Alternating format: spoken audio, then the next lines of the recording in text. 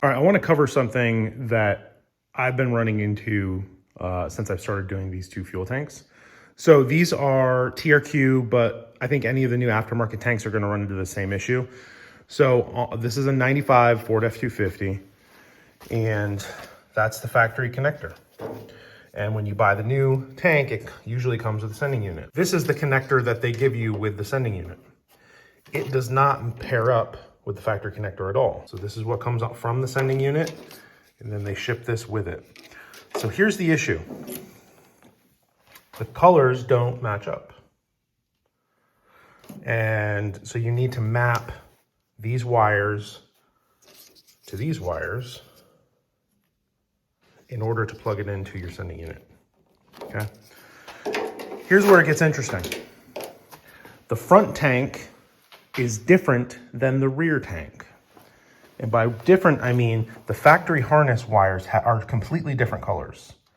So on the front one, we've got orange, blue, yellow, black, red. And the rear has yellow, black, black/white, or a tan, and an orange wire. So this is one that I've completed.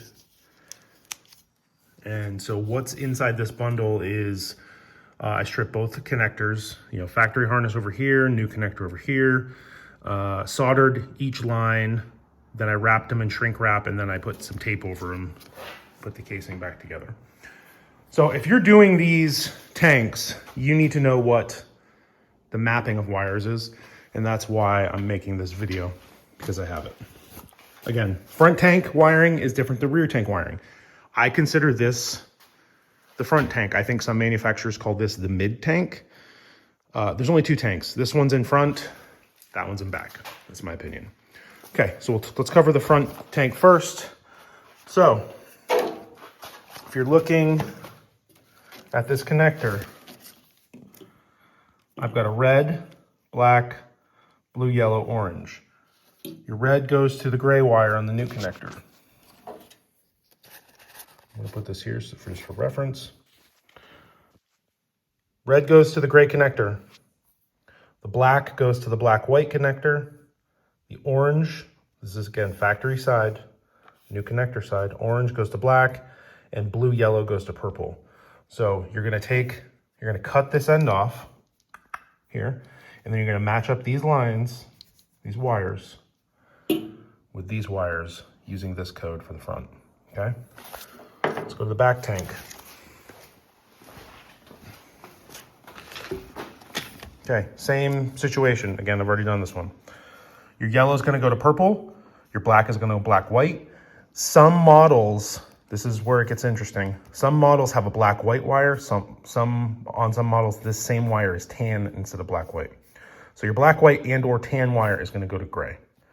Your orange is gonna go to black. So again, factory harness on this side, new harness on this side. All you're gonna do is cut, solder, or use a crimp connector. I would recommend soldering. Crimp connectors can loosen, and then you're gonna have sending unit problems, and you're probably not gonna be able to start your truck, and yada yada. So, all right, so that should wrap that up.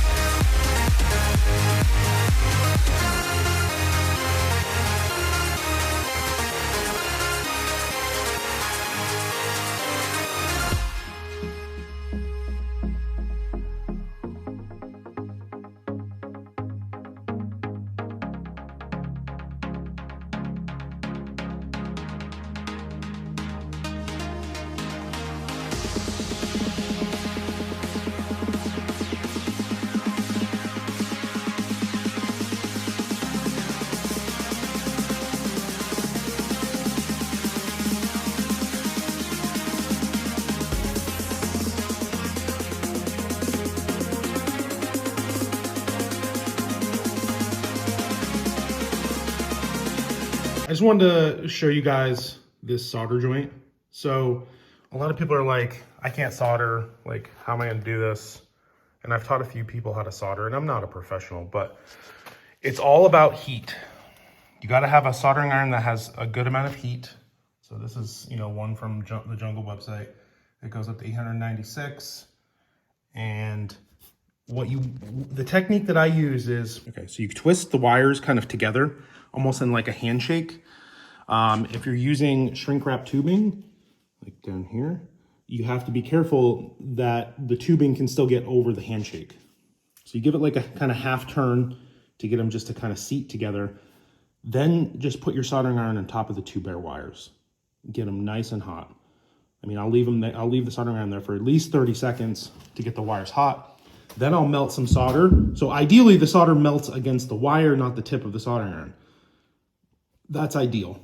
Sometimes the solder will melt on the tip, and as you just hold it there and leave it, the solder will eventually sink in and kind of flow through the wire like it did here. And that's when you know you have a good solder joint. If you're just globbing solder on the tip and then it kind of half sticks to the top, that's what they call a cold solder. That's not going to work. It's going to break and your wires aren't going to be connected well. So you want something like that. Just look for that. Again, it's patience and heat. You can't rush this. You got to just get both wires extremely hot, you know, use a good solder, and then it will flow throughout the wires like that. This is kind of that handshake I was talking about.